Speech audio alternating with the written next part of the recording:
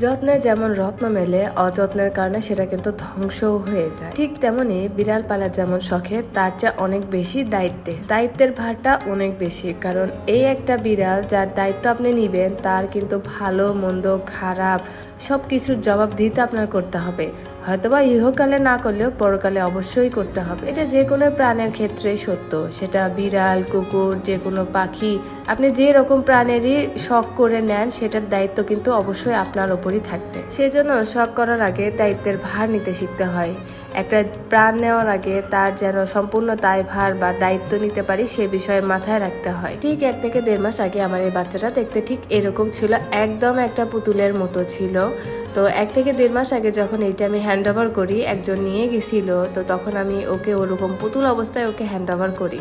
But 1-1.5 মাসের ব্যবধানে আমার বাচ্চাটার পরিস্থিতি লুক এরকম হয়ে যায়। এখানে বলবো না যে শুধু টাকার উপর বা ট্রিটমেন্ট 100 দিলে আপনার যে বিড়াল ঠিক থাকবে, এই বিষয়টা এমন না। বিষয়টা আপনার দায়িত্ব জ্ঞান বোধ, এই জিনিসটা অবশ্যই থাকতে হবে।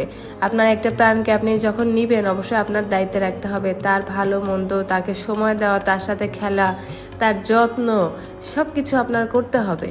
এখন যত্ন না করে শুধু আপনি ডাক্তারই দেখাচ্ছেন, বিষয়টা এরকম না। ওকে আপনি যত্ন নেন, আপনার একদমই ডাক্তার দেখাতে হবে না। ঠিক 1-1.5 মাস সময়ের ব্যবধানে বাচ্চাটার গায়ে একদমই লোম নেই বলে চলে, দেখতে অনেকটা দেশি বিড়ালের মতো হয়ে গেছে বলা চলে। কেউ বলবে মিক্সড ব্রিড, বাট এই যে ট্রিপল কোটের পার্সন, এটা কখনোই বলা পসিবল না। আমার এই বাচ্চাটাকে যখন দিয়ে দেওয়ার কথা হয়, আমি বাচ্চাটার ছবি দেখে আমি একদম সিদ্ধান্ত নিই বাচ্চাটাকে আমার বাসাতেই আগে নিয়ে আসবো। বাচ্চাটা আমার বাসায় দিয়ে যাওয়ার পর আমি নিজ চোখে যখন এই অবস্থা দেখি, আমি আসলে বিশ্বাসই করতে পারতেছিলাম না যে এই বাচ্চাটা আমি দিছিলাম এরকম ছিল।